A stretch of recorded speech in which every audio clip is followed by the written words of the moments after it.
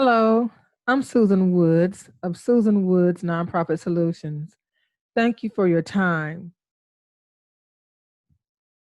We are still on step number 5 of completing the 501c3 nonprofit application, which is officially known as the Form 1023 application for recognition of exemption. So again, we are on step number 15 of completing the Form 1023.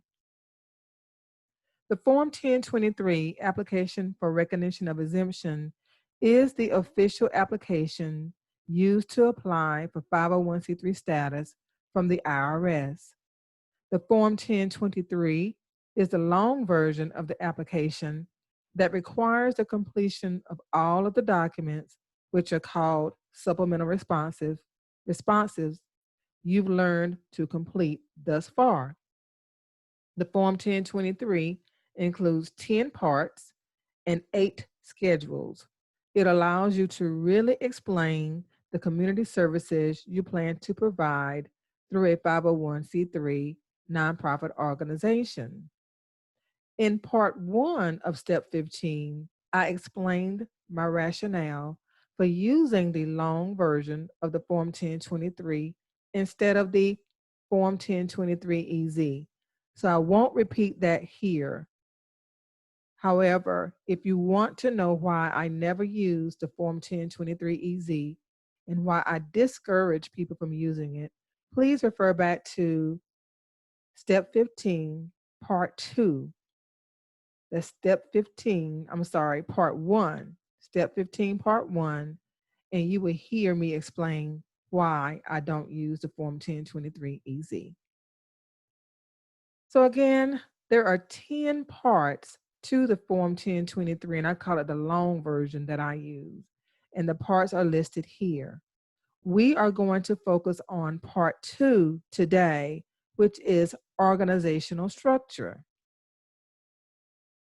So here is what the Form 1023 application for recognition of exemption looks like. And part 2 is shown. If you look above part 2, you will see it has Form 1023 revised January 2020. That is very important when you are completing the Form 1023. You always want to complete the most recent version, and January 2020 is the most recent version, and it is a version that is the new, that uses the new pay.gov site in order to submit the application. So the IRS made a very big transition in January from mailing in the Form 1023 to the IRS to submitting the Form 1023 on the pay.gov site. So here we are at part 2, which is organizational structure. And we're going to talk about, I'm going to walk you through the steps to completing part 2, organizational structure, in just one moment. Now, there are schedules included in the Form 1023 as well. And the only time you complete a schedule is if it's relevant to what you are doing. For example, if you are starting a church, then you will complete Schedule A.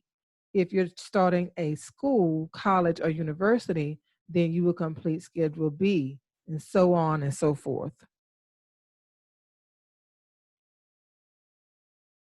So here we are. I'm going to demonstrate how to complete part 2 of the Form 1023 application for recognition of exemption.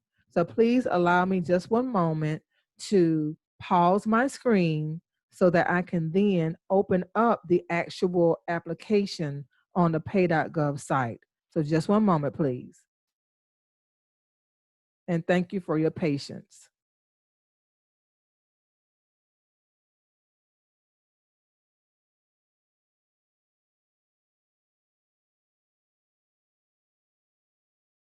Okay, so now you are seeing the actual pay.gov site that houses or stores the application for recognition of exemption under Section 501c3. I didn't start at the beginning I didn't start at the beginning of this document. I started at section or at part 2, which is organizational structure. So I didn't walk you through the steps of actually accessing the pay.gov site again and going through step 1 again. I wanted to start right where we needed to start, which is part 2, organizational structure. Okay, so let's talk about this. You must be a corporation, limited liability company or LLC, an unincorporated association, or trust to be tax exempt. Now, anytime you go through this application, if you have questions about the question, or if you have questions about statements, you can always click on the question mark to give you more information. So I clicked on the question mark just to show you how it works. You must be a corporation, a limited liability company, unincorporated association, or trust to be tax exempt under Section 501(c)(3). Sole proprietorship, sole proprietorships, partnerships, or loosely affiliated groups of individuals are not eligible for 501(c)(3). So that lets you know you have to be one of these 4 things, 4 entities listed. So we are a corporation. We are going to incorporate. So at the end of this form, you must upload a copy of your articles of incorporation and any amendments that shows proof of filing with the appropriate state agency. So to register or to apply for status as a corporation, which is all I do. I don't do limited liability companies. I don't do unincorporated associations or trusts. I only do the first one. Then I know I have to upload a copy of the filed articles of incorporation from the Secretary of State's office in the state in which I plan to operate. And we've already talked about that in the first few lessons of this series of classes on completing the Form 1023 application for recognition of exemption. So you should understand what I am talking about now. Now, if you want to click on corporation to get more information, click on the plus, click on the, the question mark, and that will let you know what a corporation is. And per IRS guidelines, a corporation is an entity organized under a federal or state statute or a statute of a federally recognized Indian, tribal, or Alaskan Native government. Okay. So we've selected the type of organization. It says select the type of organization, and we've done that. So now I'm going to move on down to question 2. Now, this one says, enter the date you formed. Enter the date you formed. Now, once again, I am completing this application as a corporation. So this question is asking me, when was the organization incorporated at the Secretary of State's office in the state in which I plan to operate? That's what this means. Let's look at the formal definition. I'm going to click on the question mark. The date you enter should be consistent with your organizing document. The organizing document is your filed articles of incorporation. If you're a corporation, enter the date that your articles of incorporation were filed and approved by the appropriate authority. The appropriate authority is normally the Secretary of State's office. And then it gives you what you need to do if you're an LLC, if you are an unincorporated association, or if you are a trust. But again, I'm filing as a corporation, so I need to enter the date it was incorporated. Now, you should have your filed articles of incorporation already on hand if you are following the steps to completing the Form 1020 application for recognition of exemption that I've shared with you. You should have your filed articles of incorporation. Now, the date in which they are filed It should be stamped on your articles. That is the date that you would enter here. And that lets the IRS know that your articles were filed and approved, in this example, on April the 17th, 2020. And this is very important. This is very, very important to put this date in correctly. So now it says select your state or U.S. territory of incorporation or other formation. If you were formed under the laws of a foreign country, select foreign country. So now we're going to go here and click on, this is going to be filed, the one that I'm working on now is going to be filed in South Carolina.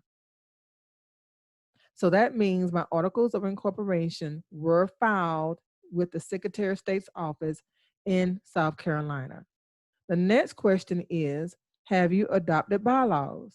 Well, once again, if you are following along the steps that I am providing to walk you through the process of completing the Form 1023 application for recognition of exemption, you know your answer to this question should be yes. And then the next question is, are you a successor to another organization? Meaning, are you taking over for someone who has decided to leave the organization? Yes or no? In this case, for the application I'm completing, the answer is no. So we have completed part 2 of the application for recognition under 501c3 of the Internal Revenue Code. We've selected corporation. We've entered the incorporating date. We've selected the state in which we plan to operate. We have adopted bylaws, and we are not a successor to another organization. Now, you can click on continue to go to part 3, but I'm not going to do that. I'm just going to click on save because I'm walking through each part separately during the demonstration. So I'm going to click on save, and it takes me back to my homepage of pay.gov. And I always recommend saving your work, as you go through, because you don't want to enter a lot of information and then lose it. So you want to save periodically. If you save every time you complete a part, that would be sufficient.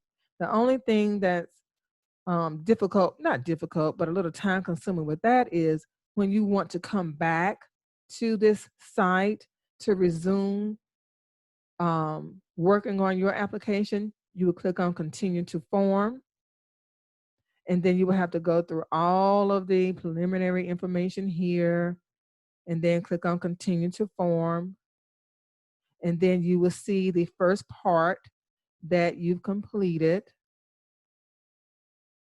and then you will click on continue, and then you will see part 2 that you just completed, and then you will click on continue. But you can imagine, as the further you go along in the application, the more times you're going to have to keep coming back and going through all of the parts to get to your current part. So when you get to part 8, for example, you're going to have to click through 1 through 7 to get to 8. That's the only thing I don't really like about this online application. I wish there was a way you could just click on the part where you left off and go just to that part rather than having to move through all of the parts to get to where you were. But anyway, maybe that would be an improvement since they just started doing this in January. Maybe they will have this as an improvement to be able to click on the part in which you stopped on instead of having to go through all the parts. So I'm going to sign out because that's all I'm doing in my application today. So I'm going to sign out, and it takes me back to the pay.gov homepage. And I'm going to pause sharing for a moment so that I can go back to my PowerPoint presentation. And then I am going to resume sharing the PowerPoint and continue with the presentation. So did that work? I don't think so. Here we go. Okay. So you should be seeing the PowerPoint. Yes. Okay. So we've already done the demonstration. I've already demonstrated part two, which is organizational structure. So now we're going to look at a recap of all of the parts. So we've talked about part one already in the first section and um, the first time, I'm sorry, I lost my train of thought. The first time we talked about the Form 1023, we focused on part one, which was identification of applicant. Now we've already talked about part two, which is organizational structure. The next time we meet, we're going to talk about part three, which is required provisions in your organizing document. So, just a little bit about me before we leave each other for today. Again, my name is Susan Woods. I started a 501c3 nonprofit organization in 2006, and I operated it for 10 years. I offered two programs underneath it for 10 years, and I served as the executive director both times. I earned three nonprofit management certificates, one from Wake Forest University, one from Duke University, and one from Winthrop University. I also am a three-time graduate of Winthrop University. I earned a Bachelor of Science degree in Business Administration, a Master of Arts in Teaching, Business Education, and a Master of Business Administration degree. I teach in-person classes. Before the pandemic, I did. And I also offer online classes. One online class that's very popular is the Grant Writing Master Class, and it opens on the first day of each month and closes on the last day of each month. So the November class is going to be opening this week. On Sunday. I also complete the Form 1023 application for recognition of exemption for clients across the country. I've completed 128 application packets since 2010, and I have a 100% approval rating from the IRS for my clients. You can learn more about all of my services at my website, which is www.trustsusanwoods.com. Again, thank you so much for participating in this starting nonprofits tutorial, where I walk you through the 20 steps to completing the Form 1023 application for recognition of exemption. We are completing we're completing step number 15, which deals with the Form 1023 application itself and the 10 parts and 8 schedules. So this series is going to be a little longer. Again, step 15 is a long step because there's so many sub steps and parts to it. So thank you so much for participating. If you want to start your nonprofit organization and you just don't have time to go through all of the information that I'm sharing with you, please go to my website and click on Reserve Consultation. That's www.trustsusanwoods.com. Click on Reserve Consultation so that we can talk about your nonprofit vision and how I can help you to reach your vision. I'm Susan Woods of Susan Woods Nonprofit Solutions. Thank you for your time.